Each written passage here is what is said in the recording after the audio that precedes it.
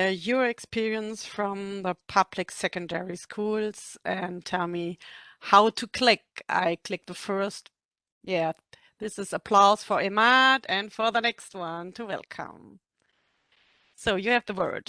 Oh, thank you, Sabine, and it's a pleasure to be here today to share with you all this case study within the Orienta4YEL project. It's concretely this strategy, the blended media mentoring strategy to tackling early school living. Please next, Sabine, thank you.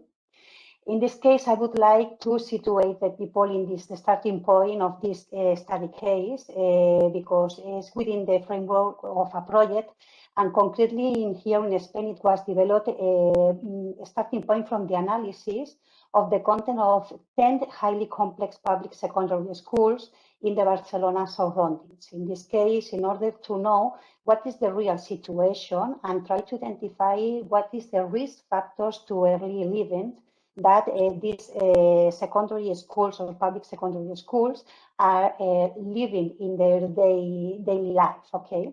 In this case, we involve all the educational community of the different schools, that is school leadership members, the teachers, and the young people, with a wider range, it's between 12 and 20 years old, that is compulsory secondary education and post-secondary education, specifically in vet studies and baccalaureate, okay? And please next, Sabine, thank you. And with the results of the questions, the interviews and questionnaires that all this educational community answer us, we identified the key findings or risk factors to early living in these concrete educational institutions. We identified that the main risk factors that affect the young people that in these educational institutions were concrete impersonal challenge, family circumstances, and social relationships. Okay, this is the more relevant one.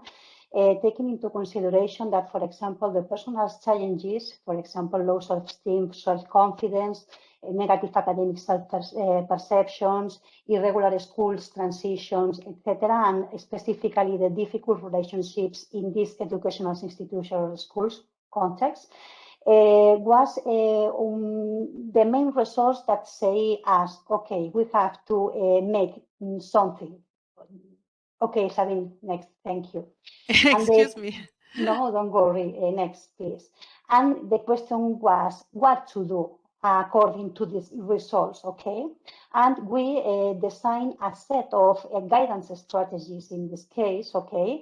And we offer these strategies to all institutions, yes? And they decide to implement not all of these, but yes, some of these ones. And one of these is the strategies that they decide to implement when the blended media mentoring, okay? We decide that, or more of these institutions decide to implement this strategy, but taking into consideration that it implied also to work other strategies like personalized plans or establishing links with the wider community or the curriculum guidance, okay? But why this blended media mentoring? Because we think, or we and also our schools thinks that maybe these strategies could impact on these different personal challenges, difficulties in relationships, etc.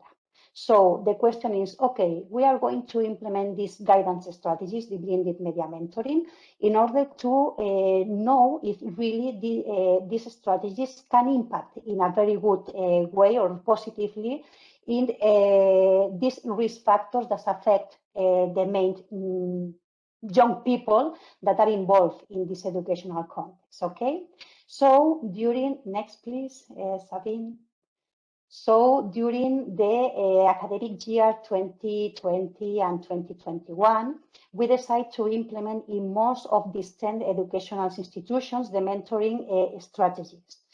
We said blended mentoring strategies, but we have to take into consideration that in Spain last academic year, was possible to implement these strategies face-to-face. So at the end, this blended media was face-to-face strategies. In this case, what was the situation?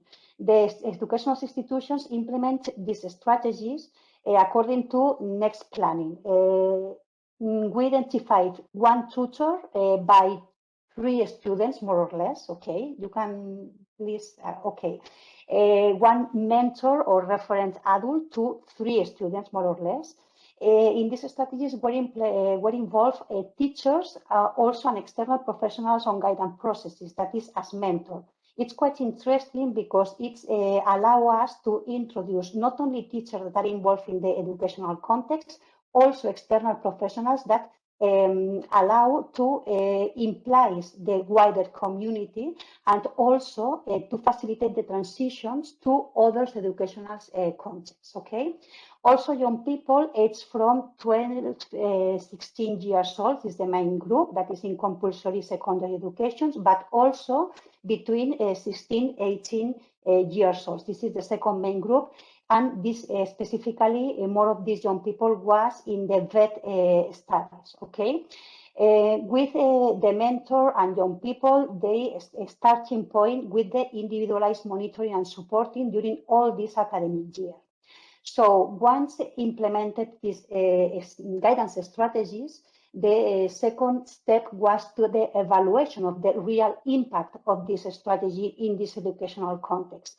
And the results say us, please next Sabine, this is the last one, okay, that really this kind of guidance strategies was positive or have a positive impact on young people's self-confidence, self-esteem, and self-perceptions. That is, when we ask to the young people involved in these strategies, okay, they said, okay, we valued very positive this kind of guidance strategies because we improve our self-confidence in ourselves, our self-esteem and self-perceptions.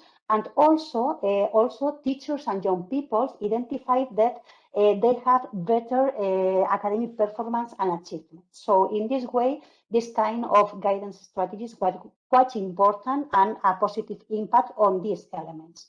Also, they can make or establish a very trust relationship between the figure of this mentor or adult figure and the young people. And it's quite important because one of the things that young people say yes was they need to feel comfortable, confidence, and in a secure spaces. So this kind of guidance strategies allow to build this kind of space, of environment, okay?